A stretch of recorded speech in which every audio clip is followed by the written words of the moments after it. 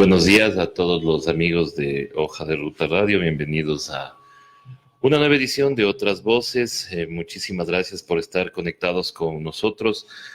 Hoy damos la bienvenida a David Chávez, con quien vamos a conversar sobre temas de coyuntura política que nos tiene preocupados realmente. Y más que todo, preocupados por lo que se vendrá luego, ¿no? Porque una cosa es que ahora se traten los temas políticos dentro del ámbito judicial, pero ¿qué va a pasar luego cuando esto cree jurisprudencia? Es lo que nos preocupa bastantísimo. Nos están diciendo, Guillito, que no nos están escuchando, al parecer. Dame revisando, por favor. No, sí está bien. No, tranquilo. Ya, muchas gracias por el reporte y entonces decíamos que qué es lo que va a pasar luego y con esto vamos a empezar dándole la bienvenida a David. Muy buenos días, David, gracias por estar aquí.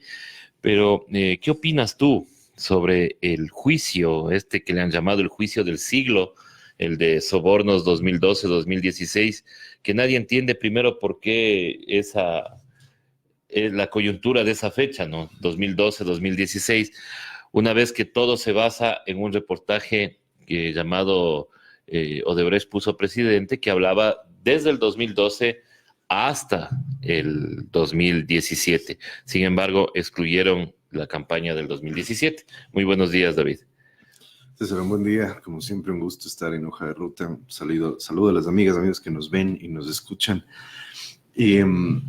A ver, es un tema muy complejo el de sobornos, digamos, porque es sin duda el caso judicial que en medio de esta oleada de uso de la corrupción para fines políticos, que ha sido un poco la característica que esto ha tenido en el Ecuador y en varios países en la región, sin duda es el más importante, porque está involucrado por un tema de corrupción. Recuerda que todos los otros juicios que le han puesto a Correa no han logrado vincularlo o empezar a investigarlo por un caso de corrupción. Es el primero y es de ahí la importancia. Y por otro lado, el contexto político en el que se da, ¿no? Que es a un año de las elecciones, con esta posibilidad cierta, esto que se ha discutido mucho, nos dicen que sí, otros dicen que no, pero esta posibilidad de que Correa sea proscrito definitivamente de la política y no pueda presentarse como candidato a nada en las próximas elecciones y en ninguna otra elección en su vida. Sí. Esto que en alguno de esos titulares de antología hace algún tiempo ponía un periódico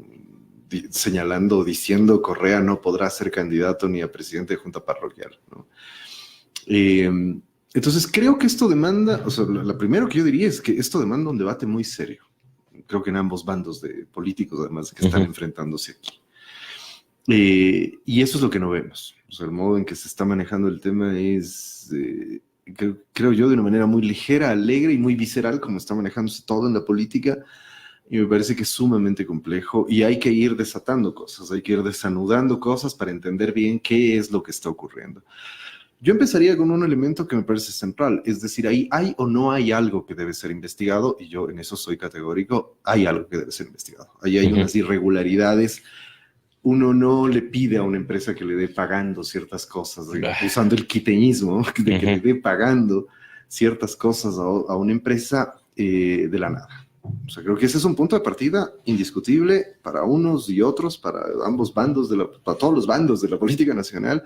Creo que hay que entender que si en algo deberíamos estar de acuerdo todos, es en que hay algo por investigar. O sea, ahí hay cuestiones irregulares. Nota que inclusive ni Correa ni sus abogados, etcétera, han negado que este famoso cruce de facturas haya ocurrido. Entonces me parece que efectivamente ahí hay actos irregulares que deben ser investigados, sobre los que deben señalarse responsabilidades, etcétera, etcétera. A partir de ahí se desprenden, y es lo que yo creo, yo honestamente creo que en el Ecuador no solo debe volver la democracia, debe volver la sensatez, la lógica racional mínima para discutir los temas, porque el problema es que a partir de eso, de que ahí hay ciertos actos irregulares, de pronto estamos hablando de una organización criminal que gobernó durante los 10 años. Es decir, para mí, entre los actos irregulares que se han identificado desde el reportaje aquel de La Fuente y 1000 hojas, hasta decir hay una banda criminal de delincuentes que gobernó este país, hay una enorme brecha.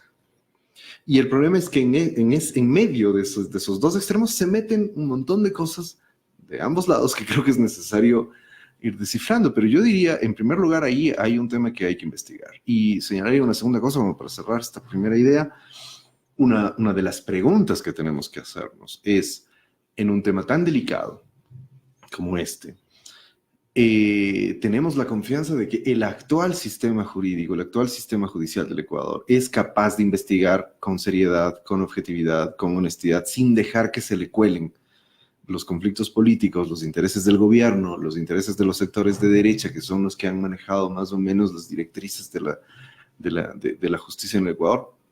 Mi respuesta sería que no, que lamentablemente ese es uno de los problemas por los cuales debemos acelerar en un sentido no necesariamente de tiempo, se nos van a decir golpista, pero acelerar en cuanto a enfocarnos como país hacia la transición democrática que tendría que darse en las elecciones próximas.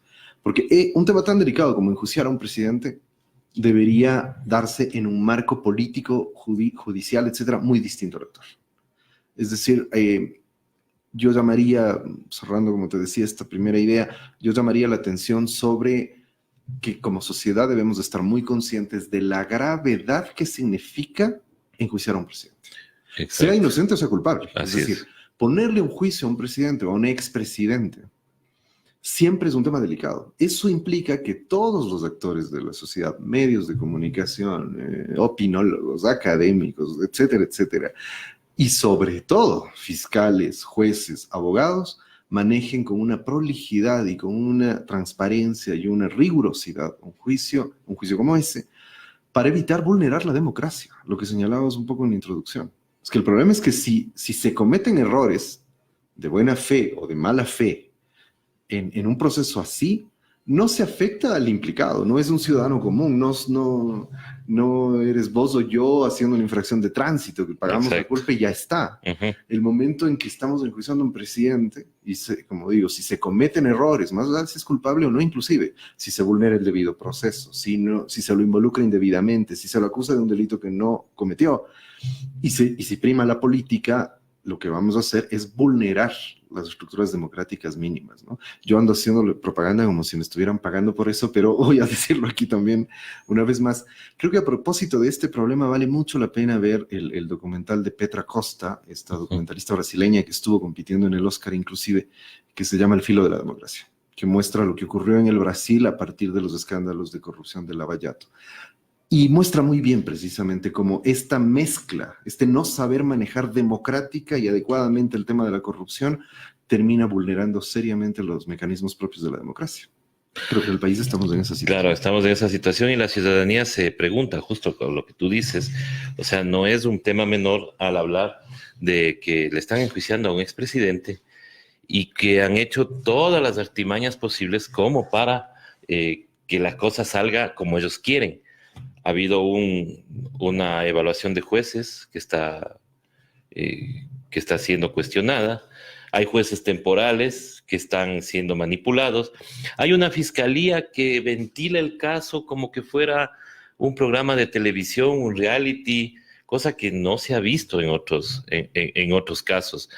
Y por último, o sea, tratan de involucrar al expresidente en lo que venga.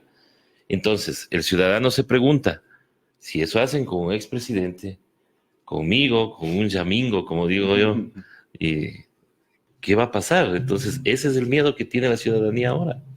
No, por supuesto. O sea, el problema ahí radica principalmente en que, a ver, han hecho todo lo que no se debería hacer. Exacto.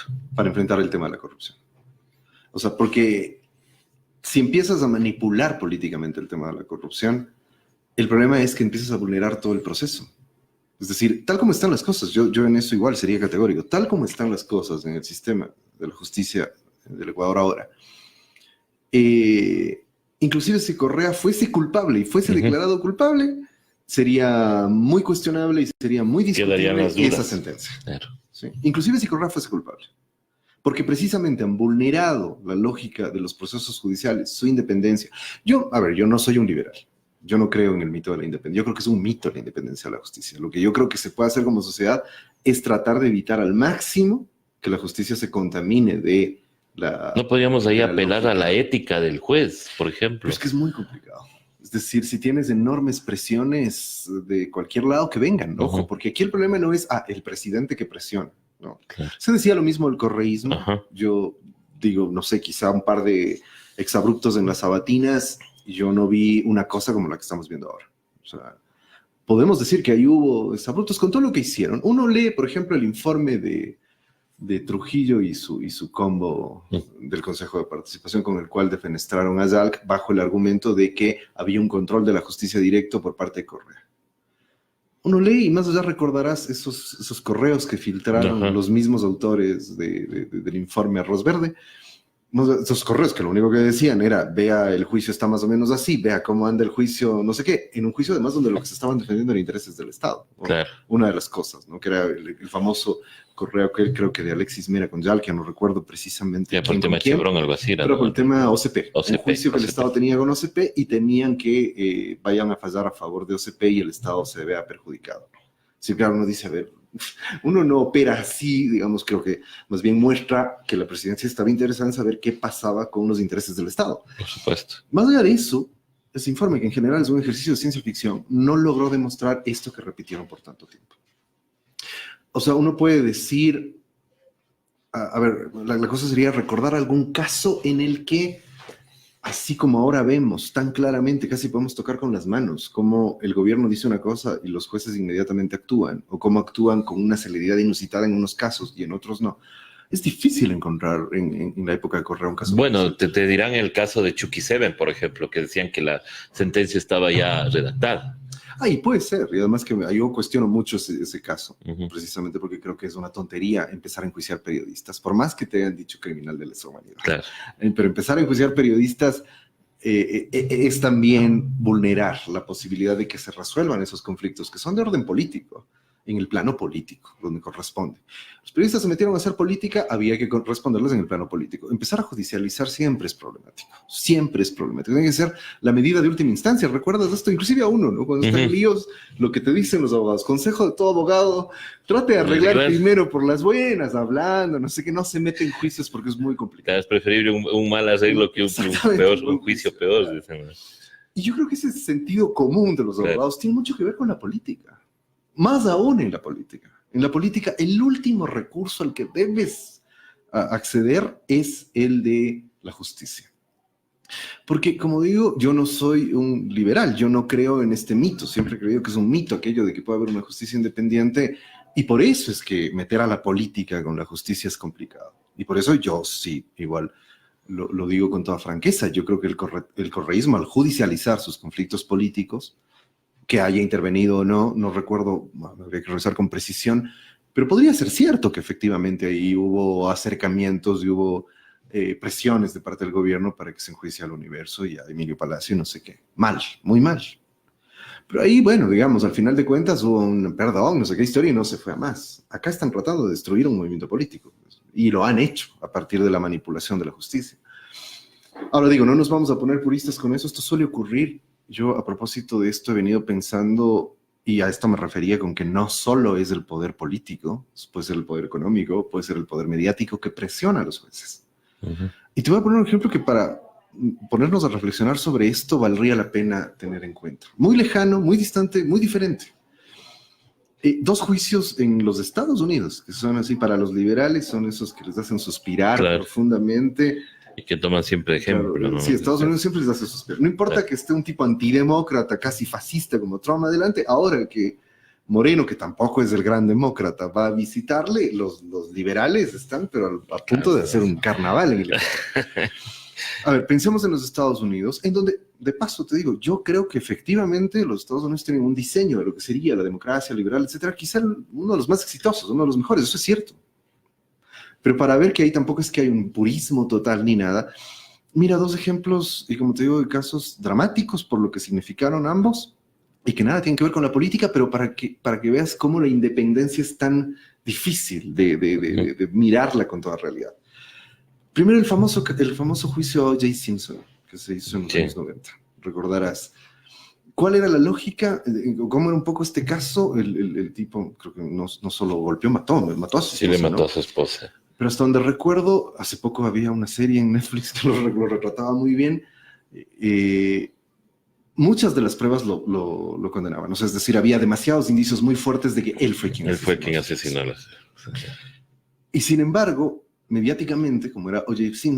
Simpson, hubo además una gran movilización de sus fanáticos, era un tipo muy querido, y además se metieron abogados que defendían la lucha de los derechos civiles, usaron su condición de afroamericano para decir que lo que se estaba entramando ahí era un tema de odio racial, y terminó siendo libre, a pesar de que prácticamente todas las pruebas lo condenaban. Y el otro caso, que es dramático, muy doloroso, yo lo pude conocer precisamente porque se hizo una serie también basada en la historia de estos chicos, el caso que se conoce como los 5 del Central Park en Nueva York, que son 5 chicos que son acusados de una violación. Eran 5 chicos afroamericanos, creo que del Bronx, de alguno de estos barrios, y esta era una chica, la chica que fue violentada era una chica blanca, etcétera, etcétera. Los chicos estaban ahí, o sea, estaban en medio de una juerga medio violentona, digamos, de un grupo de chicos del barrio que fueron al Central Park ahí como que a molestar transeúntes, como que a buscar pelea, este tipo de cosas. Se produce la violación y la fiscal inmediatamente hace la conexión que obviamente eran ellos. Los meten presos, chicos adolescentes, 13, 14 años, los meten presos, pagan 15, 20 años de cárcel. Salen cuando ya son adultos. Y se descubre después de todo ese tiempo que fueron acusados injustamente. ¿Qué ocurrió ahí? Igual, una presión mediática increíble. Una fiscal que estaba convencida, además con los obvios contenidos racistas de su visión, de que no podían ser otros que ellos. Pues, no había pruebas. No tenían pruebas. Es decir, inclusive encontraron algo de ADN, no coincidía con ninguno de los chicos. Lo que dice la fiscal en ese momento es, no, es que él es el sexto que falta al que ellos están encubriendo. Y era otro, que nada tenía que ver con ellos. Y los hicieron pagar cárcel por, como te digo, entre 15 y 20 años a los 5. Los arruinaron su vida. O sea, los metieron adolescentes y los sacaron cuando eran adultos, después además de pagar cárcel por violación. ¿Y qué quiero decir con todo este largo ejemplo? Perdona la digresión, pero lo que quiero mostrar es que nota que inclusive el argumento racial y todo el racismo que está en medio ahí, en un caso sirvió para favorecer a alguien que tenía un lugar en la sociedad distinto a los otros chicos, afroamericanos también, pero que eran chicos pobres, de los afroamericanos excluidos, no de aquellos que habían sido integrados, de la gran mayoría que son los afroamericanos excluidos, y no de esa minoría muy privilegiada de afroamericanos incluidos en el orden social de las élites norteamericanas. Y claro, si pensamos en ¿qué podían hacer esos jueces? En el caso de O.J. Simpson, ¿qué podrían hacer esos jueces con una enorme presión mediática y social para que imagínate, condenarle al héroe deportivo, a la estrella de Hollywood, porque era... Claro, además de la estrella de Hollywood, etc. Claro. Es decir, lo que quiero señalar es que en las sociedades capitalistas contemporáneas, más allá de la presión de los poderes políticos, que también está, la impartición de justicia es un tema muy delicado, y una de las preguntas y una de las cosas sobre las que debemos reflexionar es ¿qué necesita ser una sociedad para que los jueces puedan blindarse lo suficiente como para que puedan llevar adelante juicios, sentencias más equilibradas, más objetivas, dentro de derecho, etcétera, etcétera? Obviamente, eso es mucho peor si las condiciones son como las que estamos viviendo actualmente en el Ecuador. Pongo el ejemplo de los Estados Unidos porque de alguna manera los Estados Unidos tienen blindajes, tienen un sistema relativamente sólido para la impartición de justicia, e inclusive ahí las presiones de fuera pueden producir lo que te he mencionado en estos dos casos. En una situación tan endeble como la del Ecuador, eso es muy difícil. Mira, solo pongo por contraste otro ejemplo, el de Argentina, inclusive del mismo Brasil, dos países con algo más de institucionalidad. Y a pesar de eso, lograron meter preso a Lula en el Brasil sin pruebas. Lula es dramático, ¿ah? Claro. Y lograron llenarle de juicios a Cristina Fernández en la Argentina, a pesar de que muchos de esos juicios están cayendo. Pero lo que no lograron es tomarse enteramente, creo que en Argentina más que en Brasil me parece que sí lo hicieron, pero en Argentina no lograron tomarse enteramente el sistema de justicia como lo hicieron acá. Entonces, es imposible que un juicio de semejante gravedad para la política y la historia política y las condiciones políticas del Ecuador se lleve adelante en estas condiciones. O sea, con jueces presionados por los concursos de evaluación, entiendo, no recuerdo exactamente el dato y disculpa por eso, pero creo que son 2 de los jueces del tribunal que son temporales. estos temporales, que están encargados, que tienen que legitimar.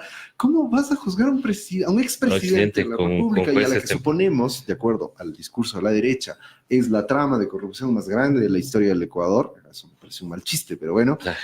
Es la trama más grande de corrupción de la historia política del Ecuador, con 2 jueces encargados. Con 2 jueces totalmente manipulables, digo yo, porque exactamente. O sea, ahí puedes decirles, si no sacas la sentencia, te vas. Exactamente. Y si sacas la sentencia a favor nuestro, entonces te quedas ya con tu puesto. Entonces, esas cosas son las que sí te preocupan, o sea, te preocupan mucho porque, claro, vos ves la reacción también de la gente en las redes sociales, que lo que quieren es, bueno, va a decir algo que suene duro, pero lo que ellos quieren es sangre, o sea, lo que ellos quieren es linchamiento, o sea, quieren algo, porque se ha metido un sentimiento así de venganza en la que quieren que alguien caiga por la corrupción, entonces, ahorita la figura es... No sé si alguien, concretamente es Correa, claro. Correa. Ajá. O sea, entonces, claro, cuando tú les dices, bueno, ¿y cuáles son las pruebas? Ellos dicen, es que se supone que él era el que mandaba. Y entonces yo les pregunto, les digo, ¿y en qué parte de la ley dice que tú juzgas porque se supone? Claro. Entonces ahí es cuando vienen las respuestas, ¿no? Te insultan, te dicen de todo, pero sí te preocupa que tengas que ver cosas como que hay una recusación y rapidito van y se instalan, a pesar de que ya estaban notificados los jueces. Entonces, como te digo, son tantas cosas que la gente empiezan a... Pero entiendo que no los habían notificado, que más bien hubo un retraso en la notificación. No sé si un retraso, sino que claro, son los tiempos del proceso y como ya estaba convocado, bueno, y formalmente suele ser así, ¿no? O sea, no te han notificado, al menos en el tipo lo extraño es que se demoran 5 días del piso 1 al 8. Entiendo, ¿no? que eso sí es como raro cuando son muy rápidos en otro tipo de cosas. Eso sí, pero pueden haber probado el trámite, pero me parece, digo, no estoy del todo seguro, pero recuerdo haber visto que en realidad lo que ocurrió es que no los notificaron a tiempo. Entonces eso no detenía la convocatoria anterior. Claro. Sin embargo, claro, el problema de fondo es aquel de son jueces cuestionados, o sea... Y como tú dices, ¿no? Pues le llaman el peor caso de corrupción. Sin embargo, tenemos 2 casos, como el de INA Papers y como el de los sobornos de Petroecuador, que no se han topado. Es que sí, mira, el problema sigue siendo el que esto se procese desde una perspectiva política. Porque hace perder las posibilidades de que combatamos realmente la corrupción. O sea, bueno, lo dramático es eso, no es solo que vulneras la democracia, porque a ver, ¿cuál sería el riesgo? El riesgo de que esto sea simplemente una manipulación de la justicia para inhabilitar a Rafael Correa. Quizá no ahora, porque un poco su argumento ahora es no va a alcanzar a tener sentencia, puede ser candidato, pero si lo sentencian luego, lo van a inhabilitar de por vida, que es un poco lo que les interesa. Es decir, tener ese as bajo la manga. Aparte que hay que recordar que hay lo de la consulta popular, ¿no? Que dice que quien está sentenciado por temas de corrupción no puede ser funcionario público. Exacto. O sea, en últimas pueden dejar que sea candidato en esta elección. Y de ahí quién sabe qué pasa, además con la democracia en Ecuador, pueden luego juzgarlo e inhabilitarlo de por vida. Pero bueno, a lo que iba tienes el riesgo de que una cosa sí signifique, porque a ver, ¿qué es lo que está en juego en esto? ¿No? Es quienes no pueden ganar las elecciones, o sea, quienes no pueden hacer una disputa política y democrática limpia para llevar adelante su programa y su proyecto, como ha ocurrido en estos 3 años. Primero pueden tomarse el poder metiéndose por la tranquera, metiéndose por la puerta de atrás, controlando la justicia y pueden empezar a aniquilar a sus enemigos políticos a través del uso de la justicia, no derrotándolos en las urnas, no en el campo del debate democrático, etcétera, etcétera, etcétera. Una diferencia sustancial en términos políticos, es decir, no en términos de ética o demás, es decir, sobre aquello de no meter la política en la justicia, ¿no? Me parece tan cuestionable en los casos en que uno puede identificar eso en el correísmo como lo que está ocurriendo ahora. Pero ese es un primer elemento, de ahí uno tendría que pasar a hacer un debate un poco más profundo y ver que no se trata de lo mismo, es decir, no había en esa época un proceso sistemático de persecución a enemigos políticos que realmente podían ser competidores políticos. El correísmo, y esa es una de las tonterías del correísmo en esa época, El correísmo no tenía contendores fuertes durante mucho tiempo. No necesitaba hacer eso. No.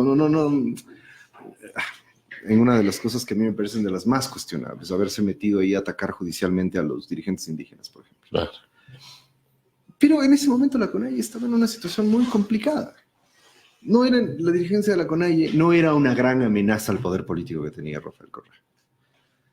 Quizá los veían con susto y quizá no les convenía que sobre todo los conflictos locales por el extractivismo tengan cierta notoriedad, y creyeron, algún genio creyó que empezar a tosigarlos judicialmente iba a bajar el conflicto en las zonas extractivas. Algún genio que no entiende nada de cómo funcionan los conflictos en zonas extractivas. Y en lugar de abrir un debate necesario, democrático, para llegar a ciertos acuerdos mínimos sobre cómo manejar la política de las áreas de las industrias extractivas, creó problemas más grandes, exactamente, ¿no? Pero claro, eso es una cosa cuestionable, insisto, parece criticable en muchos sentidos, pero otra es armar todo un proceso sistemático. Piensa que en estos 3 años a lo único que se han dedicado como gobierno es a esto. Bueno, y a entregarle el país a los banqueros y a los grupos empresariales, y a entregarle el país a los Estados Unidos. Son las únicas 3 cosas que han hecho. Y dedicarse a perseguir al correísmo, ¿no? Esto que sistemáticamente sea, esto de ya ni siquiera hay algún delito que cometiste, sino que hay que apresarlo y luego vemos de qué le culpamos. Hay que condenarlo, o sea, hay que involucrarlo en el juicio y luego vemos de qué le condenamos, ¿no? Creo que sobre todo el caso de Paola Pavón, Virgilio Hernández y Cristian González es como dramático en ese sentido, ¿no? Sí, les allanamos, los apresamos y después no sabemos de qué diablos vamos a acusar. Te cambian las figuras, y primero te acusan de una cosa muy grave. En fin. Y bueno, como decía hace poco, igual en algún medio, el colega Franklin Ramírez, que decía, pero además hay otra diferencia, pues, o sea, Correa no era un gran adorador de Montesquieu necesariamente, ¿no? Y de la separación de poderes y de la independencia de poderes. Estos señores sí, pues, los que ahora están gobernando todo el tiempo se han vanagloriado de ser los grandes defensores de la independencia de poderes, y lo que menos tenemos ahora es independencia de poderes, o sea, más que nunca. O sea, yo no recuerdo, ¿qué sería el equivalente, ¿no? Para hacer comparación? Porque, digamos, uno siempre sabe que cuando medio se quiere reflexionar con seriedad y profundidad, uno no compara peras con manzanas, compara peras con peras, manzanas con manzanas. Hay que comparar procesos más o menos semejantes.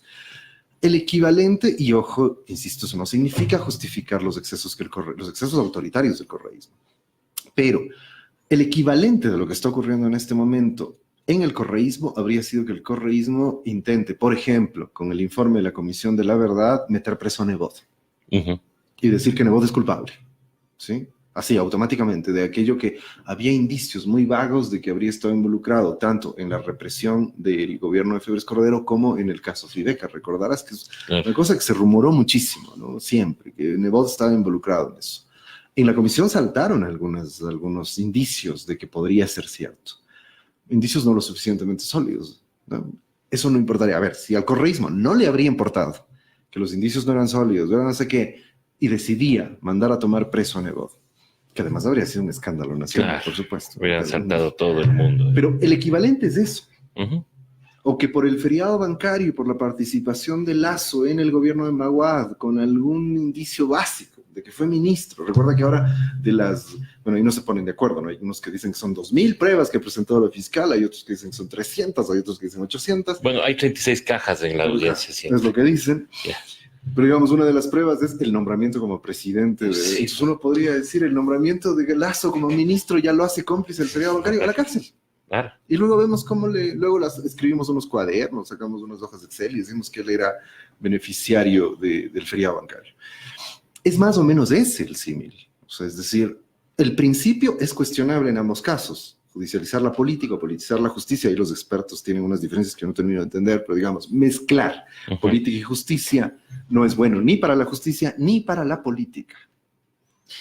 Eso es cuestionable en ambos casos, pero ya la naturaleza de los procesos me parece que es diferente. Entonces, creo que ahí es necesario tener muy en cuenta que estamos viendo un proceso completamente diferente. O sea, es decir, este es además un proceso que está motivado por una serie de fuerzas que no son precisamente democráticas, Es decir, que no han ganado las elecciones, que han impuesto su proyecto y su proyecto de país, su programa de control de Estado, su estrategia de Estado, la han impuesto por mecanismos no democráticos, ¿no? O sea, la traición política, la manipulación de la justicia, las inconstitucionalidades innumerables que cometió el Consejo Transitorio y que ahora todos los actores que participaron en eso justifican.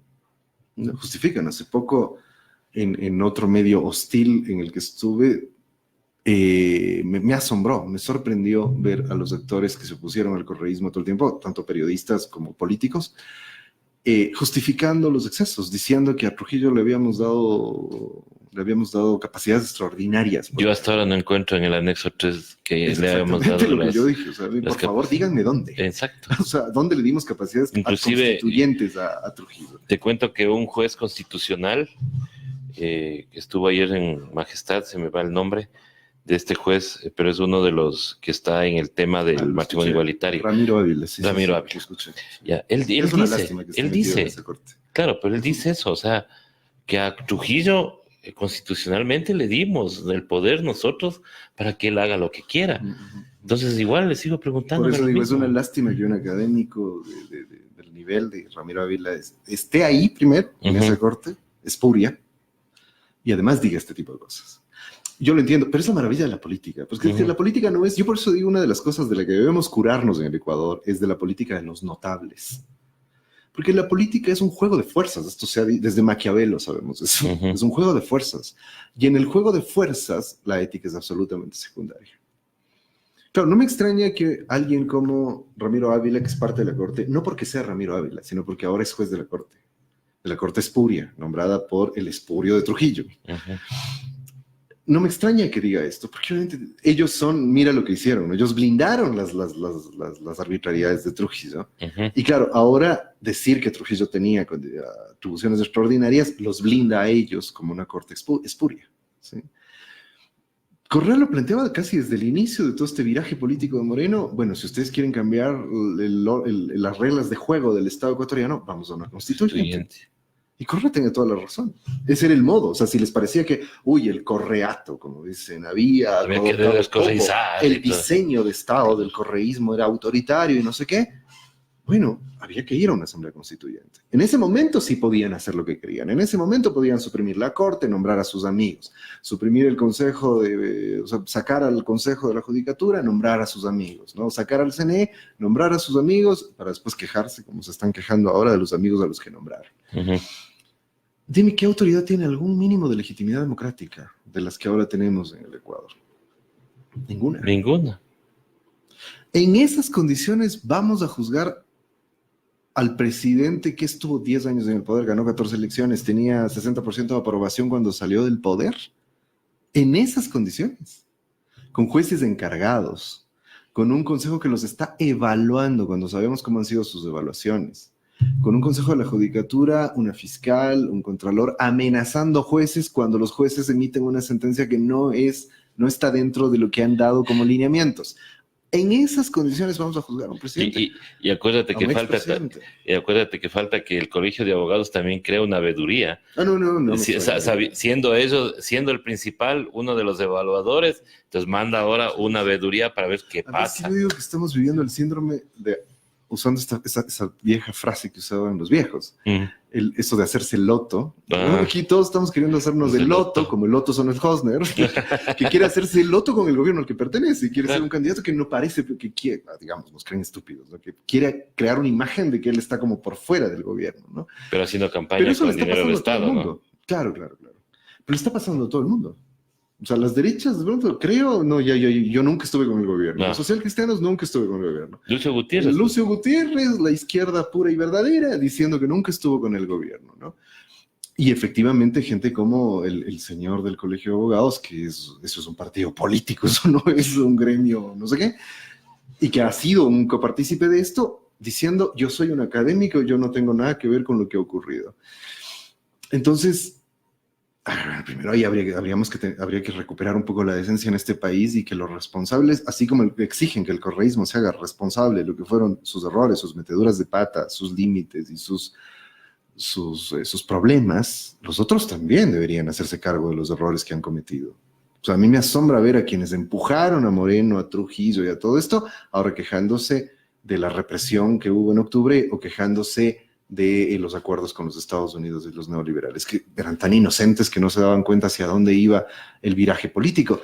¿Quién puede creer que la coalición que apoyó a Moreno estaba preocupada realmente por recuperar la democracia y por combatir la corrupción? Pero bueno, me parece que, digamos, ese es como el contexto, pero de ahí en más eso no debería dejarnos tampoco la otra parte que me parece importante en todo esto, que es entender qué mismo está pasando, digamos, aproximarnos a entender qué mismo está pasando con el caso, porque creo que ahí dentro hay cosas que tienen que ser aclaradas también, ¿no? Claro, tienen que ser aclaradas, tanto así que hay empresas que aceptan el hecho de que alguien le solicitó dinero, pero ese alguien es justamente quien denuncia y quien es, en este caso, la delatora premiada. Entonces a ella le acusan y claro, los medios de comunicación esas partecitas no sacan para crear en la conciencia de la gente, pues obviamente que el único culpable es Rafael Correa. Ahora, nos ofrecieron una cirugía mayor a la corrupción. Sin embargo, ya digo, no se ha tratado los temas DINA, los sobornos de Petroecuador, pero lo que más me sorprende es que justo renace este tema por una investigación que hacen la plataforma Voces sobre los diezmos de la Asamblea Nacional. Pero resulta que en esta investigación ya no son solamente diezmos, sino que ya asoman otras cosas, tráfico de influencias, acoso sexual e inclusive violaciones a empleados de la Asamblea. Lo que sorprende ahí es que en otros casos, para investigar a ciertos asambleístas, se crean comisiones. En el caso más sonado, que es de Karina Arteaga, la Asamblea mira para otro lado, tal como lo hizo en octubre. Bueno, es que habría que insistir en eso de que obviamente estos juzgamientos son juzgamientos con piola. Es decir, depende de quién está políticamente manejando la justicia al final de cuentas, ¿no? Pero, a ver, quizá ahí convendría, empezando con lo del caso sobornos, como se le conoce ahora. Yo creo que ahí lo que convendría es tener en cuenta qué es lo que se está diciendo y qué es lo que realmente, hasta lo que hemos visto ahora, que es, yo no creo que van a tener más pruebas de las que ya están haciendo públicas y que se saben desde antes, porque es curioso esto de las pruebas. Además es por eso que el mecanismo funciona así, ¿no? El mecanismo funciona, esto se ha visto ya, no es un modus operandi en realidad, ¿no? Un articulado, un tinglado entre medios de comunicación, empresarios, jueces, fiscales, para crear un ambiente mediático judicial, el famoso lawfare, para perseguir políticamente a ciertos adversarios. Se vio en España cuando se supo, hay un documental muy bueno que se llama Las cloacas del interior, en donde se muestra cómo el Ministerio del Interior hacía operaciones en el más estricto sentido de los servicios de inteligencia. Desde ciertos servicios de inteligencia se forjaban documentos supuestamente oficiales para ensuciar a Pablo Iglesias y a la gente de Podemos, se filtraban, entre comillas, en ciertos medios de prensa o con ciertos periodistas, y esto se hacía un escándalo, y después había fiscales y jueces que trataban de enjuiciar. Cuando aparece el escándalo, se sabe, igual hay una filtración, y se sabe que en realidad eran operaciones donde inclusive muchos de estos documentos eran falsos. La filtración de The Intercept sobre el caso de Lula en Brasil muestra, primero, dos cosas, ¿no? Primero, a Sergio Moro, el juez, trabajando directamente y dando órdenes a los fiscales, a Dagnalo y los otros fiscales, para armar el caso. En última, eso ya es, creo que es hasta un delito judicialmente hablando, ¿no? Pero ya es un grave problema. Pero además, diciendo, sí, cuando los fiscales le dicen a Moro, no hay pruebas suficientes para incriminar a Lula, y Moro les aconseja un montón de cosas ahí sobre cómo incriminarlo. Está el caso de Alessio, que fue otro escándalo en Argentina, igual una especie de agente de algún servicio de inteligencia que era de Alessio, con unos abogados, con unos empresarios, con jueces y con gente de la prensa, que recibía las filtraciones y que al final lo que hacían era presionar mediáticamente para que los empresarios involucren a gente del kirchnerismo. Entonces, eso está operando indudablemente y yo creo que en algún momento en el Ecuador sabremos cómo está operando. Hay unos periodistas que tienen una suerte, yo no sé cómo, pero que les filtran todo, ¿no? Que les cae todo, ¿no? Les cae todo. Yo digo, vos sabes de este oficio, sabes lo difícil que es conseguir Por esto, supuesto. ¿no? Pues. Y sabes que tampoco es que además a uno le filtran una cosa y se lanza nada más cualquier cosa. O sea, claro, tú tienes que averiguar, tienes que contrastar, hay que hacer las investigaciones correspondientes, las entrevistas correspondientes. Y acá lo que vemos es solamente parece que es así, publique. Exactamente, claro. Parece que a veces ni siquiera, porque sí hay alguna de esa gente que a mí me cuesta mucho leerla. Porque yo trato de buscar las fuentes, porque si no, hay tal enrarecimiento en el ambiente de la gran prensa que es difícil, ¿no? O sea, saber qué es lo que realmente pasa. A mí me cuesta mucho leer, es gente que no tiene dificultades inclusive para manejar el español. O sea, es increíble leer esos informes. O sea, uno nota ahí la falta de prolijidad, ¿no? Yo siempre contrasto eso, que también me parece que es un tema que hay que debatir profundamente en nuestro país. Lo contrasto mucho con el caso Watergate y con la investigación de Bernstein y Woodward, ¿no?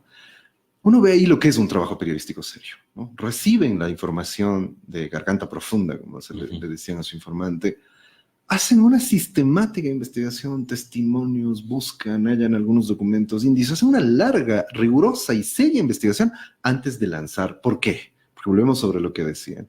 Esto lo retrata muy bien la famosa película aquella de Todos los hombres del presidente.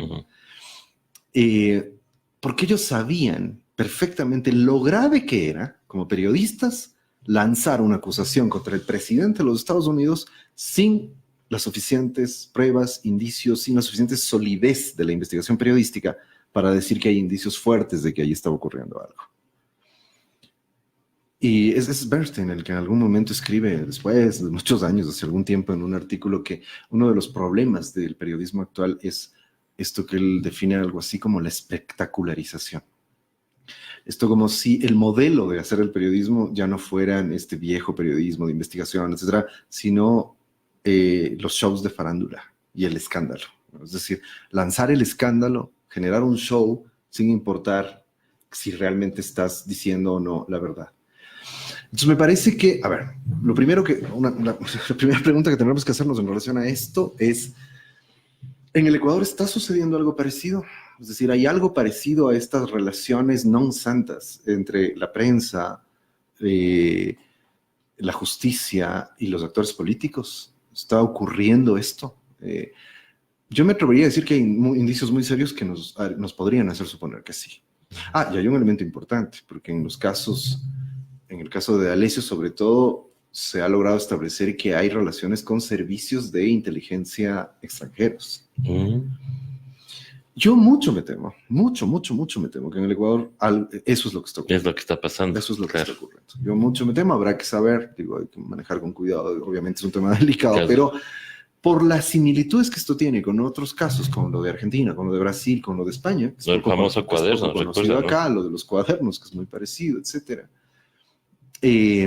Me parece que puede estar ocurriendo algo parecido.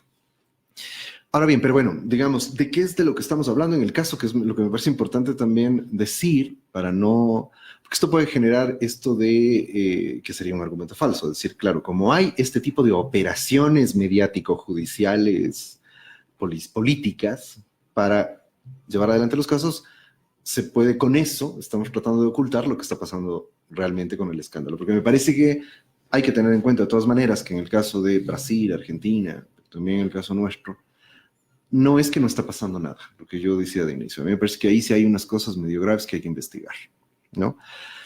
A ver, pero ¿de qué estamos hablando? Se ha hablado de sobornos, ¿no? ¿Qué significa eso? Eso significa que empresarios privados pagaron coimas para ser favorecidos con contratos a ciertas personas del gobierno, de acuerdo a la versión de la fiscalía, empezando desde el expresidente Correa para abajo, para su beneficio personal, es decir, básicamente para eso es una coima, digamos, ¿no?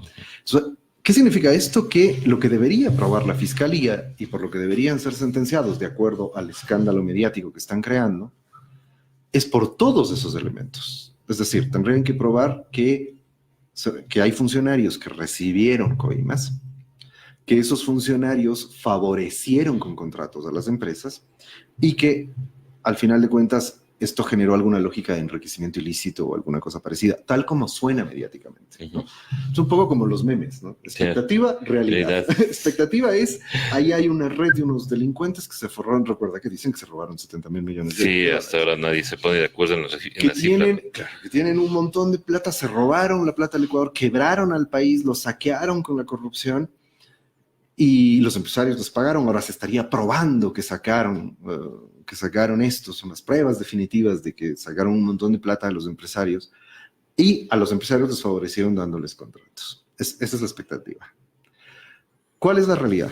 La realidad es, creo yo, de lo que tenemos hasta ahora, no niego que pueda, dudo mucho, porque la fiscalía que maneja los juicios a través de Twitter ya habría hecho público esto. Dudo mucho que haya otras pruebas. ¿Qué es lo que tienen de lo que uno puede ver? Yo no soy abogado, no sé, puede haber ya cuestiones jurídicas en eso. Lo que uno puede ver como ciudadano y lo que yo puedo ver como analista. ¿Qué es lo que tienen? Aportes ilegales a campañas presidenciales y a campañas de gobiernos locales. Digamos, eso es lo que se ve de esto, ¿no? Yo insisto en lo que decía primero. Seamos claros en eso. Nadie le pide al otro que le dé pagando una factura, a no ser que sea que vos puedas probar que si me estás debiendo una plata y yo te digo, ve, dame pagando esto porque me debes préstame una plata, facturita. o préstame una facturita para, que es muy común con las consultorías y este tipo de cosas. Pero eso no lo haces a nivel de gobierno. Por supuesto, pues eso no lo haces. A mí, ¿sabes qué me extraña algo? Voy a ser muy honesto con eso. Me extraña la desprolijidad con el manejo que han hecho. Porque a mí me plantea preguntas de las cuales no tengo muchas respuestas. ¿En qué estaban pensando? O sea, porque es muy desprolijo. Si estás recibiendo aportes ilegales, es esto que se suele decir, esa fórmula que ya nadie roba con factura. Exacto. Entonces, ¿cómo es que roba? Este es el caso en el que se roba con factura. Es que eso es lo que no se entiende, ¿no? La misma fiscal decía, no se roba con factura, y después dice, es que aquí tenemos las facturas. Exactamente. Y ahí es cuando... Eso es muy extraño. Eso a mí me plantea muchas preguntas. O sea, muchas preguntas sin respuesta, preguntas honestas, no preguntas retóricas. Preguntas honestas de en qué estaban pensando. Digamos, en términos del argumento general, del que se ha dicho mucho, ¿no? Si uno, digamos, para ver las inconsistencias en cambio del argumento de las derechas y de la manipulación que las derechas quieren hacer de todo esto, es absurdo. Dos cosas, ¿no? Primero, es absurdo que el movimiento político del cual dicen que se robó 70 mil millones de dólares, que los tiene súper escondidos en algún lugar, que no les han encontrado nada, que no hay enriquecimiento ilícito de los altos funcionarios, ¿no? Y no le han podido probar nada a nadie de que se han enriquecido y de que tienen cuentas de los funcionarios de Alianza País, digamos, ¿no? En el contraste con Polit, por ejemplo, con Capaya, con Ramiro González, es clarísimo. Apenas apareció el escándalo de corrupción, saltaron inmediatamente las cuentas offshore, la plata mala vida, hasta les encontraron la plata metida en sacos en las casas. O sea, es decir, ahí es clarísimo, ¿no? Esta gente estaba recibiendo coimas a nombre de favorecer a gente, ¿ya? En este caso, no encuentran eso, son unos capos para esconder la plata mala vida, pero reciben las coimas, reciben los aportes, porque coima es otra cosa. Ahí es donde uno tiene que empezar a manejar esto con rigor. Los aportes ilegales los reciben vía factura. Entonces, como te decía, me parece que es muy extraño. Por otro lado, tienes grandes empresas. No hay que olvidar que en este caso, de acuerdo al informe inicial de Villavicencio y Zurita, inclusive está Odebrecht, inclusive está Sinohydro, que son unos monstruos corporativos a nivel mundial, y aceptan ellos. Estas empresas, Odebrecht tenía toda una oficina dedicada a las coimas y lo manejaba cuentas offshore en Andorra, en Panamá, en no sé dónde, para depositar con triangulación, con un sistema muy sofisticado para que no se note la corrupción. Y resulta que acá aceptaron pagar facturas, o sea, para coimar. Sí, a mí me parece muy extraño. Creo que me atrevo a suponer que el problema, que lo que ocurrió ahí es como precisamente inclusive para no generar líos de enriquecimiento ilícito o lo que sea, se les ocurrió que algún otro genio, se les ocurrió que era una buena idea pedir aportes, que yo creo que seguramente fueron en la mayoría de casos, no creo que todos, por lo que ha dicho este empresario Verduga, me parece. Sí. Al parecer Pamela Martínez coaccionaba a alguna gente, pero mucho me temo que quizá la mayoría, porque el resto han negado que han sido coaccionados. El resto han negado que han pagado coimas. No han negado que pagaron esas facturas. Ujú. Yo creo que esto, ¿sabes a qué me suena? Pero a la ecuatoriana y a la criolla, digamos. Me suena a los clásicos procesos de recaudación de fondos que se hacen en los Estados Unidos, ¿no? Cuando hacen los partidos, el partido de entrar en campaña, el Partido Demócrata empieza una lógica de lobby con reuniones y no sé qué para que empresas aporten. Para que haya financistas. Y haya financistas de la campaña. Claro. ¿Sí? Que son financistas que no es que esperan que yo te doy un billete, pero luego de ley tienes que darme un contrato. Más o menos aspiran a lo mismo, pero eso está transparentado en el sistema político norteamericano. Me parece que eso nos plantea, como digo, pensando más en el futuro, en lo que estamos viviendo ahora, nos plantea la discusión de cómo manejamos el tema de aportes de campaña en el Ecuador. Claro, y allí está presentada una propuesta en la Asamblea Nacional sobre el tema del lobby, por ejemplo, para regularizar eso.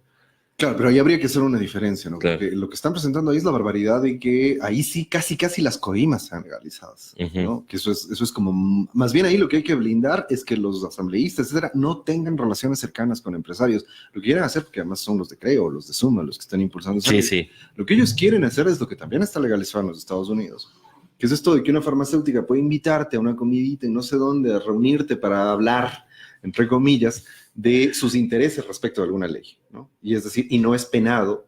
Yo creo que acá tiene que ocurrir todo lo contrario, precisamente por lo que estamos viviendo. O sea, acá más bien lo que tenemos es que penalizar cualquier reunión pública, privada, lo que sea, con algún actor que pueda ejercer presión. Las reuniones, digamos, lo lógico sí es que en la asamblea, públicamente, etcétera, haya reuniones con los distintos actores para escuchar sus opiniones sobre la ley o las leyes, ¿no? Pero eso es distinto, ¿no? Es como la gestión, el lobby que se hace a nivel del legislativo, del ejecutivo, ya en gestión. Yo no sería amigo, peor en una realidad como la nuestra, de que eso se legalice bajo ningún concepto. Si no siendo legal, hacen lo que hacen. Legalizado, Dios no quiera. O sea, lo que sí creo que debe regularizarse es aquello de los aportes de campaña. Porque eso no está del todo regular. O sea, digamos, tienes el tope, tienes un montón de cosas, pero uno ve campañas. Yo vi algunas campañas de las últimas seccionales. Yo no decía con los topes que tienen. O sea, solo en un concierto de los que hacían ya se les iba toda la plata que tenían con el máximo. Claro. Evidentemente ahí, y ese es el otro problema. O sea, también eso de vamos a investigar los aportes ilegales de un partido. Y no de todos. Y no de todos, que es lo que habría que hacer. ¿Por qué de un partido? Porque supuestamente está involucrado Correa, bla, bla, bla.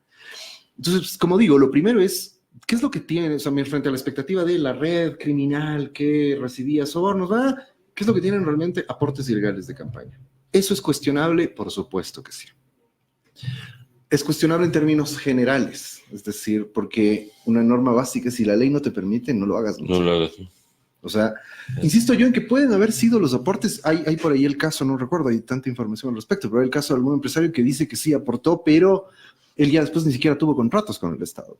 Pues claro, es algo así como un aporte de buena fe, digamos, entre comillas. Es algo, efectivamente es como si... Porque alguien que cree en el proyecto y dice, exactamente, quiero que se ayuden. Se lanza el César de candidato presidencial y yo digo, ahí te acolito con unos $50 para tu campaña. Claro, más o menos eso. Y no espero después un cargo ni nada, es porque creo en la causa y aporto, ¿no? Pero eso no puede ser, no puede estar en los claroscuros, no puede ser, quítale el número que pensaste y aquí tengo una factura, pongamos la otra. Es un tema demasiado delicado. Pero a ver, ¿qué significa eso en términos de delito, ¿no? Yo no sé cómo es en el caso ecuatoriano y voy a hacer ahí el contraste, un contraste que me parece importante para entender también qué es lo que está pasando con el caso acá, que es el contraste con el caso peruano, ¿sí? En el caso peruano, estos aportes que se dieron, en el caso de Odebrecht, que se dieron a las campañas de Ollanta Humala, sobre todo, y me parece que también de Alan García, fueron tramitados como lavado de activos. No sé si eso es lo que está ocurriendo, no recuerdo de lo que he revisado, no recuerdo si en el Ecuador esa es la figura que están utilizando. Me parece que el COIP nuestro no tipifica el lavado de activos del mismo modo, porque, digamos, lavado de activos supone que uno está lavando plata de origen ilegal.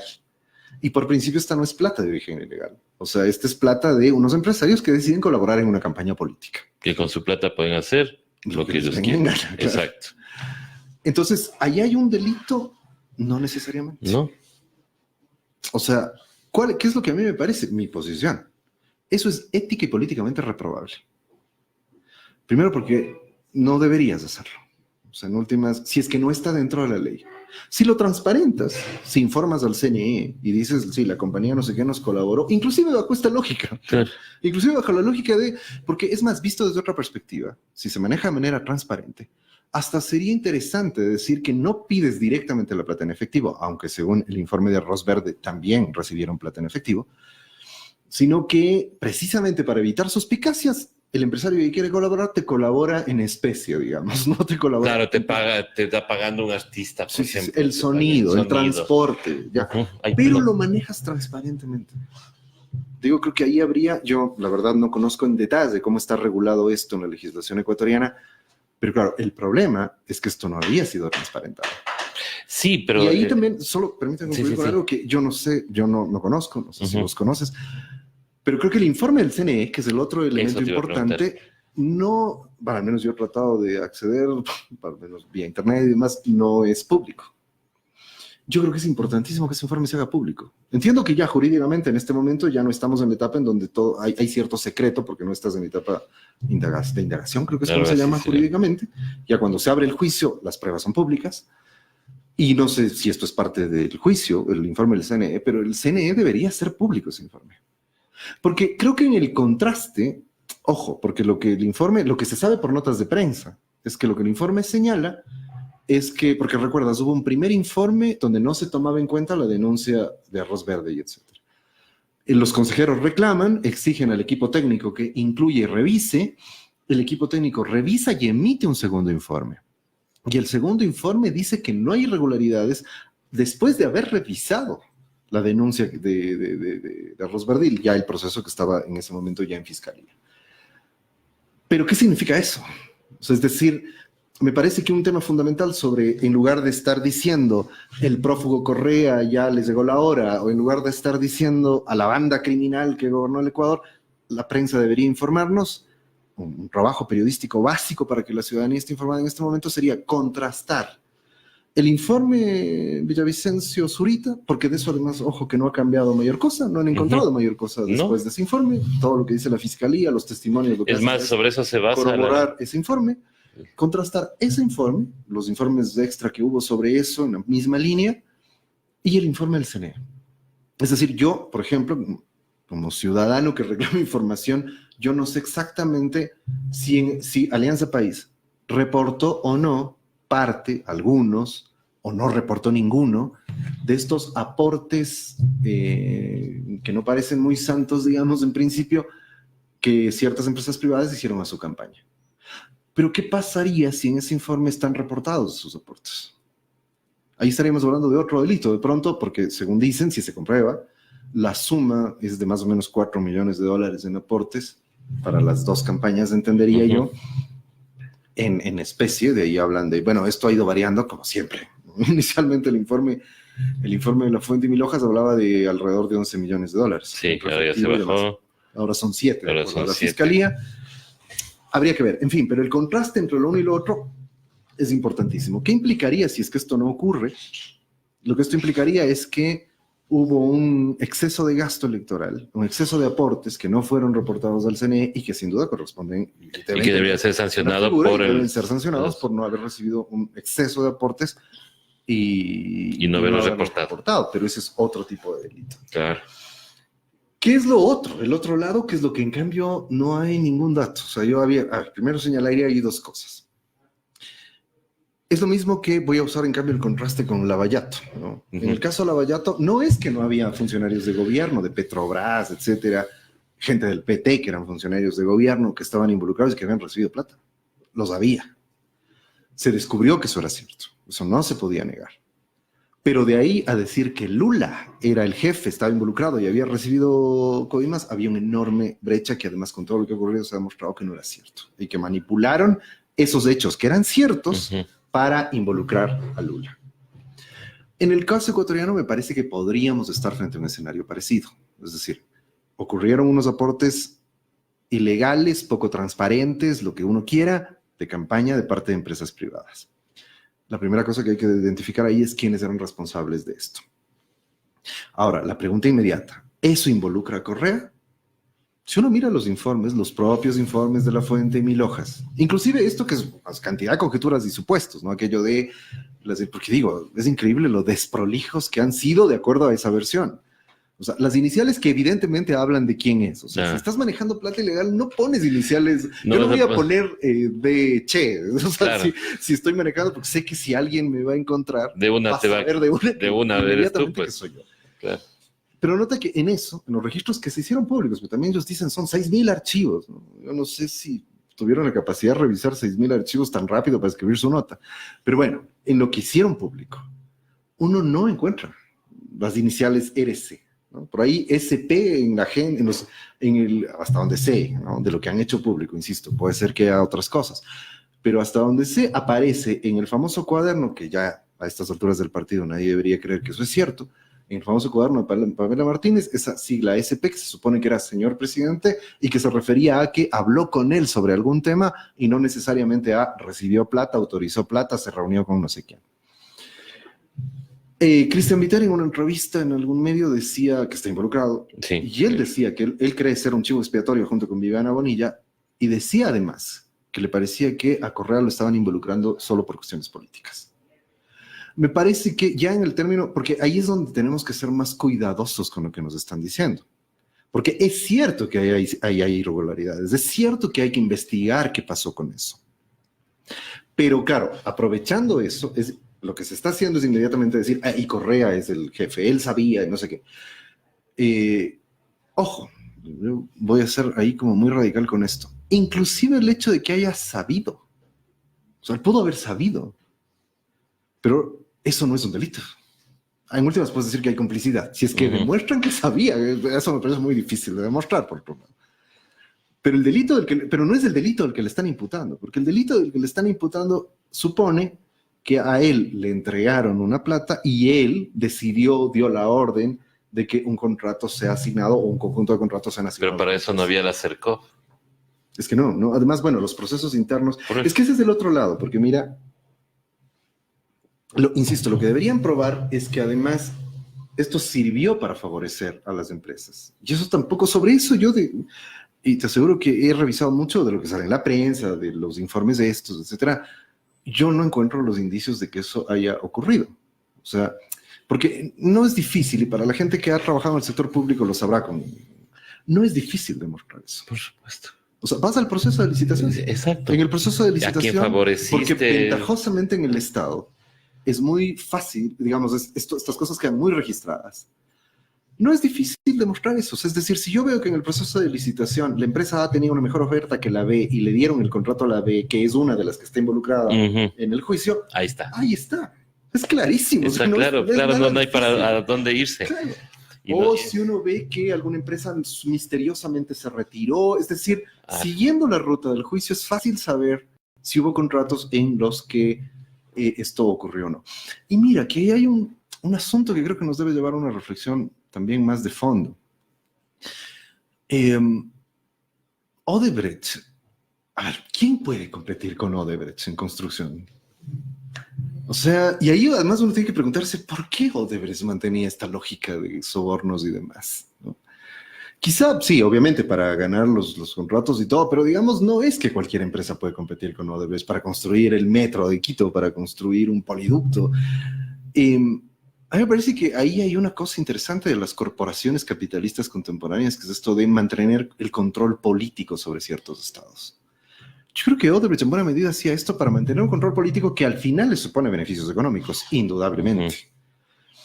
Pero es muy difícil eso, ¿no? Es decir, Odebrecht podía entrar en concursos limpiamente, sin necesidad de coimar a nadie, y seguramente gana suave, ¿sí? Claro. Que es lo que seguramente pasó en muchos de los contratos. Claro. Entonces, insisto, ahí está el otro elemento que hay que probar. O sea, esto de que hubo indicios claros de que se torcieron las reglas del juego, de que se hicieron concursos con dedicatoria, por ejemplo, que es otra de las formas en las que se hace. Se ponen ciertas condiciones que solo las puede cumplir una empresa. Y no hay un conjunto de empresas que sí las podrían cumplir, pero las excluyes de acuerdo a las reglas que les pones, ¿no? Y obviamente me parece que en tercer lugar está el tema de saber si esto significó un enriquecimiento personal de los funcionarios que habrían estado involucrados, que es algo que no se ha logrado probar. Porque me parece, y digo, para quienes nos ven y nos oyen, esto es un ejercicio, lo vengo diciendo casi como una especie de evangelización política, digamos, para que no nos metan gato por liebre. Revisen el caso del Perú, que además es el menos publicitado, porque como eran gobiernos de derechas, entonces no, esos no. Claro. Los más publicitados son los casos de los gobiernos de Y izquierda. recuerda que ellos sí les encontraron ruta del dinero Pero también, esa ¿no? es la clave. Claro. Por eso es que hay que hacer ese contraste. Porque en el caso del Perú, o sea, apenas se supo del escándalo, yo menciono siempre esto que me parece que es como el símbolo de lo que ahí significó y de lo que significa realmente una red de corrupción en donde todo el mundo está metido y donde todo el mundo cogió algo. Era el propio Marcelo Odebrecht el que decía en sus declaraciones, en sus delaciones y demás, que fue y le entregó plata a Alejandro Toledo o a Ollanta Humala, no recuerdo cuál de los dos, pero él mismo hablaba de esto. Liberan, porque esta es una cosa que acá, por ejemplo, no ha aparecido, porque justamente no hay coimas en ese sentido, al menos de lo que se ha sabido hasta ahora. Porque ellos liberan tenían una plataforma informática que se llamaba algo así como MyWay Web, algo así. Una plataforma informática específica para el tema sobornos, Odebrecht, ¿no? O sea, era toda una división de Odebrecht, la división de operaciones especiales, como se llamaba. Ajá. Y tenían una plataforma específica. ¿Cómo se sabe en el Perú cómo funcionaba la red de corrupción? Porque Odebrecht libera los archivos de esta plataforma y ahí se encuentran las cuentas offshore. Piden a que se abra el paraíso fiscal de Andorra, por ejemplo, y ahí se encuentran las cuentas de todos los... O sea, empiezan a reconstruir muy fácilmente toda la ruta del dinero. Se encuentra que Alan García tenía unos testaferros, se encuentra que le pagaron... Alan García debe haber sido el conferencista mejor pagado del mundo. Le pagaron $100,000 por una conferencia en el Brasil. Y encuentran un montón de pagos falsos, que eso no es lo que está ocurriendo acá. O sea, pagos falsos efectivamente de cosas que nunca ocurrieron, que nunca se dieron, que nunca se contrataron, etcétera, para poder coimar también durante campañas electorales. Encuentran sobre todo las cuentas offshore, las que tenía Toledo, encuentran los pagos a Kuczynski, es decir, mira, la corrupción se puede ocultar y el mecanismo que utilizaba Odebrecht y que utilizan las grandes empresas es muy sofisticado, pero en el momento en que empieza a indagarse sobre ello y se abren sobre todo los secretos... Porque empieza a asomar. Esto es tan sencillo, porque además ahí venimos y ahí vamos a un tema más de fondo que me gustaría señalar también, que es el poder que tienen las empresas. Pero llegar a eso depende de que las empresas abran la información. Si Odebrecht no abría su información, nunca se sabía, claro. Nunca llegábamos a eso. Es que el caso en el Ecuador que más se aproxima a cómo operaban estas lógicas de corrupción con empresas offshore, etcétera, etcétera, es el de Moreno. El de INA Papers. El que supuestamente afecta a Moreno. Empresas offshore triangulados con nombres de testaferros, con depósitos directos allá y ese tipo de cosas. Hay números de cuentas. Más o menos ese era el esquema que operaba en el Perú y que hizo que ahí caiga todo el mundo. Y ahí hablamos de unas cifras impresionantes, ¿no? O sea, ahí sí, mira, a Lula, que además nunca le pudieron probar que el departamento era suyo, lo apresaron por un departamento que se supone que estaba valorado en $180,000 o algo parecido. Solo a Toledo dicen que le entregaron $30 millones y le han probado buena parte de esa plata. ¿Sí? O sea, ese es el tema. No es que sí, las pruebas son difíciles de encontrar. No, le encontraron las cuentas, le encontraron tiene departamentos, tiene casas, tiene un montón de propiedades que no puede justificar. Volvamos al Ecuador. A Pamela Martínez y a su esposo le han encontrado cuentas, bienes, fondos, etcétera, que no pueden justificar. Es decir, no, ya el momento en que te están investigando no es tan difícil. Porque van a investigar a los familiares, etcétera. Llevan 3 años haciendo eso con los funcionarios del gobierno anterior. Y esa parte no les han encontrado todavía. Ahora bien, sin embargo, yo igual diría, eso exime de la condena que requiere también hacerse sobre lo que ocurrió con estos aportes ilegales. Yo creo que no. A mí me parece que hay una condena no necesariamente judicial. Es decir, ahí puede ser que fue un delito electoral, puede ser que haya habido ciertos temas judiciales. Yo insisto, como te decía, y obviamente no soy abogado, más me aburren mucho las leyes y el derecho, no me voy a meter en eso. No sé si se pueda decir que hay ahí un lavado de activos, qué sé yo, no sé. Ahí hay un delito, pero a mí me parece que el principal problema, ya en otro plano, ahí es ético. Ético en 2 sentidos. No en el sentido moralista de, uno no tiene que hacer estas cosas solamente. Parece que no, uno puede hacer otras cosas. Y como digo, inclusive el problema no es recibir los aportes de los privados. Si esto no implicaba esto de, bueno, en el contrato tal, yo te doy esto, pero en el contrato tal... Tú me das esto otro, claro. Está todo bien. no hacerlo transparentemente es un problema. Pero lo que a mí ya en el plano más político me parece más serio es que para las izquierdas y para los procesos que tratan de transformar para generar más equidad, un poco de mejor distribución de la riqueza, este tipo de cosas, es tremendamente problemático hacer este tipo de cosas porque vulneran todo el proceso. O sea, yo recuerdo a García Linera diciendo, y eso me parece muy inteligente, lo único que tienen las izquierdas es su calidad ética como un resguardo para sostener el poder. Porque no eres las burguesías, no eres la embajada de Estados Unidos, no eres un partido de derecha que tiene un montón de apoyos que le van a sostener y no importa si tienes o no el respaldo de la población. Mira, Duque, Moreno, Piñera, ¿no? Moreno está ya en el margen de error de las encuestas y no se va porque tiene unos poderosos... Claro, tiene unos... alguien que le apalanca, ¿no? Ese apoyo, la legitimidad pasa en buena medida porque logres generar un referente ético. Uh-huh. Y sí, yo no voy a decir en el caso ecuatoriano, insisto, el contraste es sumamente importante. El caso ecuatoriano no es el del Perú. No son los presidentes recibiendo plata de Odebrecht o de otras empresas, no es solo Odebrecht, ¿no? El Ecuador, el caso sobornos es distinto, pero éticamente es reprobable, porque eso vulnera los procesos políticos. Eso debe llevarnos, ahora que estamos en año electoral, debe llevarnos a una reflexión en el campo de todas las izquierdas sobre cómo controlan las izquierdas esto. Y ahí yo diría, veamos, a pesar de lo doloroso que es hacer eso ahora, pero conduzcamos nuestra mirada a lo que ocurrió en Bolivia. O sea, en Bolivia, mira, todo el mundo cayó con Odebrecht, menos Bolivia. Bolivia ha habido casos de corrupción, no es que no, pero además han logrado controlarlos rápidamente. Recuerdo sobre todo un caso famoso de unas dirigentes históricas del MAS que habían estado metidas en no sé qué lío de corrupción y automáticamente actuaron para evitar que eso se propague. Entonces, me parece que hay reflexiones como el tema de financiamientos de campaña. O sea, yo creo que sí, las izquierdas del último periodo nos demostraron que se puede disputar electoralmente las campañas electorales, pero claro, eso requiere financiamientos. A mí me parece que en esas lógicas de la Alianza País en el tiempo correísta desperdició oportunidades magníficas para estructurar mejor su organización. O sea, una campaña electoral para recolección de aportes, para lo que hizo Podemos en España, ¿recuerdas? En su primera campaña. Aportes de todos los militantes y los simpatizantes que querían apoyar a Podemos. Un montón de gente manejaron eso transparentemente. Había una web donde la gente podía ver cuánto iba entrando y podía ver su aporte y después podían ver en qué iban gastando con todos los soportes y todo esto. Y esto consolidó y cohesionó mucho a la militancia de Podemos. Es preferible eso, estar pidiendo favores a los empresarios, porque además está ese problema. Yo puedo decir, puede ser que no ocurrió nada en el caso ecuatoriano. Yo me atrevo a decir que es muy probable que así sea. Es decir, que eso no significó que el gobierno se comprometió, por esos aportes voluntarios en campaña, se comprometió a favorecerles en contratos, a otro tipo de cosas. Puede ser que no. Yo me atrevería a decir que es un poco, voy a usar la experiencia de mi experiencia como profesor. Es como si yo puedo ser muy ético y tratar de calificar a mis estudiantes éticamente, etcétera, pero si yo empiezo a aceptar regalos de mis estudiantes, así yo sea ético y sepa que si me dan un regalo, yo no voy a alterar mis principios y mis criterios de calificación y al que me dio regalo le voy a poner mejor nota. No, le voy a poner, si saca 0, le pongo 0. Pero no está bien, porque vulnera mi condición, vulnera mi credibilidad y mi legitimidad como profesor. Entonces, así yo no esté haciendo nada malo.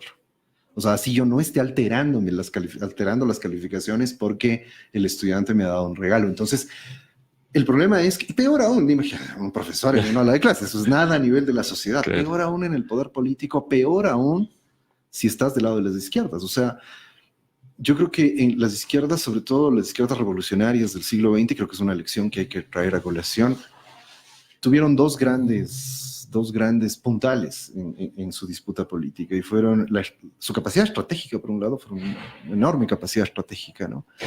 Pero también su dimensión ética. Pues es decir, era muy difícil que los grandes líderes de los procesos revolucionarios del siglo XX, salvo algunos, pero que los hubo también, pero se les acuse de este tipo de cosas, ¿no? Lo intentaron 1000 veces. Recuerda a Fidel cómo le decían Claro, que era hasta el hombre más rico del mundo. tenía una isla y todo eso. Claro, Decían, claro. Nunca lo lograron probar. Así es. Y creo que no, eso no ocurrió en ese plano. Entonces, me refiero a que el modo en que funciona el capitalismo actual, quizá con eso, ahí sí cierro esta larga intervención última. Uh-huh. En el capitalismo contemporáneo, la política está realmente en las manos de las empresas, porque lo que ha demostrado esto es eso, y por eso es que, o sea, porque no es solo un tema de, pongámonos puristas y digamos que la ética, y porque ahí te van a salir con eso, pero la política es pragmática y no es que, no, precisamente en el sentido pragmático estratégico de cómo blindas un proceso de izquierda, es evitar al máximo las tentaciones que supone el control que las empresas tienen sobre la vida política. Yo, volviendo sobre el documental Al filo de la democracia, hay una parte que igual estoy mencionando mucho porque me parece que es muy significativa. La documentalista va al Palacio de la Alborada, si no estoy mal, que es como se llama el Palacio Presidencial allá, y muestra 2 placas, ¿no? Una placa es de la época de Collor de Mello. Recordarás que también implicado en corrupción y no sé qué. Una placa de agradecimiento por no sé qué cosa, y entre los agradecidos está Odebrecht. Más allá hay otra placa en el gobierno de Lula. Y una de las primeras empresas que aparece como los agradecidos es Odebrecht también. Es decir, y mira lo que está ocurriendo ahora. ¿Qué le ha pasado a Odebrecht? Más allá de unos cuantos funcionarios presos, Odebrecht hasta nos está demandando, a punto de mandarnos y reclamándonos el vuelto. Claro, nos está denunciando por 180 millones. Exacto, ahí está la otra discusión sobre la corrupción que casi nadie está haciendo. ¿Qué pasa con las empresas? O sea, está bien que se sancione a los funcionarios corruptos, pero el funcionario al lado, ahí hay una simetría de poder entre el pequeño funcionario, que peor si es alguien que no viene de los grupos de poder. O alguien que recibe órdenes. Y es un monstruo corporativo como Odebrecht. Ahí hay una pregunta central que es un abismo y es un desierto porque nadie dice nada sobre eso. ¿Qué se hace con las empresas que coiman? Yo creo que ahí el punto es que las legislaciones deben ser durísimas con esas empresas. Marcelo Odebrecht va a pagar unos años de prisión domiciliaria. Y regresa a seguir disfrutando la enorme fortuna y a seguir comprando gobiernos. O poniendo gobiernos. O poniendo gobiernos, si uno quiere ponerse en esas, ¿no? Uh-huh. Entonces, claro, las preguntas insisto, en un momento en el que en el continente entero, pero particularmente en el Ecuador, que estamos a un año de elecciones, más allá de ganar las elecciones y todo, porque yo creo que aquí no, digamos, uno de los temas centrales es que eso de reconstruir una posibilidad política de izquierdas y progresista en el Ecuador supone justamente reformular el proyecto progresista a partir de hacernos cargo de estas cosas. ¿Cómo controlas políticamente la relación con las empresas? ¿Cómo controlas a las empresas corruptoras? O sea, es decir, lo que Correa suele repetir muchas veces, que yo creo que en eso tiene razón, un avance en el Ecuador, pero eso es ahí letra muerta, ¿no? Hasta el vicepresidente se libró de eso, ¿no? Es aquello de controlar a los funcionarios con empresas offshore, de acuerdo. Pero yo insisto en que eso sigue poniendo el peso de la responsabilidad de la corrupción en los funcionarios. Yo creo que es hora de ir pensando cuál es la responsabilidad y cómo vamos sancionando a las empresas. Yo creo que además, insisto, deberían ser sanciones durísimas. Mira, acá se le puede revertir y te puedes quedar con todo, es decir, expropiar a una empresa, lo que pasó con Occidental, ¿no? Uh-huh. Si es que incumple el contrato.